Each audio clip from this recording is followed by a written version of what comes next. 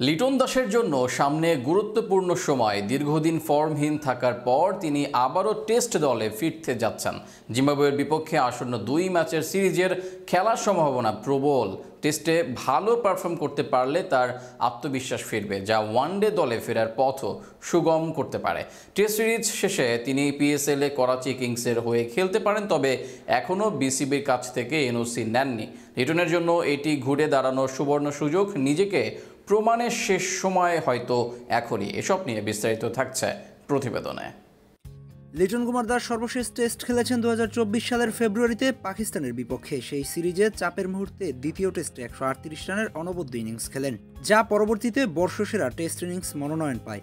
সামনের test series দিয়ে জাতীয় দলে কামব্যাক করতে পারেন লিটন। জিম্বাবুয়ে আসছে বাংলাদেশ সফর করতে, খেলবেন 2 টেস্ট। 20 এপ্রিল শুরু হবে প্রথম ম্যাচ, আর এর মধ্য দিয়েই লিটন কুমার দাস ইন্টারন্যাশনাল ক্রিকেটে ব্যাক করতে যাচ্ছেন। দ্বিতীয় টেস্ট শুরু হবে 28 এপ্রিল, তবে 2 টেস্টেই অংশগ্রহণ করার সুযোগ আছে লিটন কুমার দাসের। আর তাই যদি হয় তবে টেস্ট সিরিজ শেষ করেই পিএসএলের উদ্দেশ্যে রওনা করবেন তিনি। তার দল করাচি কিংস নিলাম থেকে তাকে দলে ফিরিয়েছে, তবে এখনও বিসিবির কাছে এনওসি আবেদন করেননি লিটন। তার মানে টেস্ট সিরিজ শেষ করেই পাকিস্তানের উদ্দেশ্যে রওনা করবেন তিনি। জিম্বাবুয়ের বিপক্ষে আসন্ন টেস্ট সিরিজ তার জন্য গুরুত্বপূর্ণ। নিজের ফেরার মিশনে টেস্টে ভালো করার কোনো বিকল্প নেই। সম্প্রতি ওয়ানডেতে জাতীয় দল থেকে দূরে আছেন লিটন। সদ্য শেষ হওয়া চ্যাম্পিয়ন্স ট্রফিতে জায়গা মেলেনি তার, এর ফলে ছিটকে গেছেন ওয়ানডে ফর্মের থেকেও। ওয়ানডেতে ফিরতে হলে তাকে ধারাবাহিক পারফর্ম করেই ফিরতে হবে। জাতীয় দলে ওয়ানডেতে তার ব্যাট কথা বলছেন না অনেক দিন, অথচ তার কথা ছিল বাংলাদেশ দলের হাল ধরা, পঞ্চপাণ্ডবের বিদায়ের পরে বাংলাদেশকে পথ দেখানোর। কিন্তু তার হলো কই। লিটন যেন নিজেকে হারিয়ে খুঁজছেন।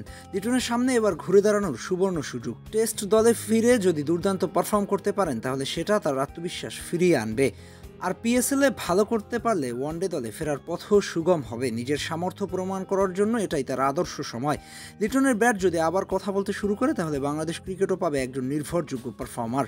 এখন সবকিছু নির্ভর করবে তার উপর, সে কি নিজের সেরা রূপে ফিরতে পারবেন। সময় দেবে সেই উত্তর। হাসনাইন খান, স্পোর্টস টাইমস।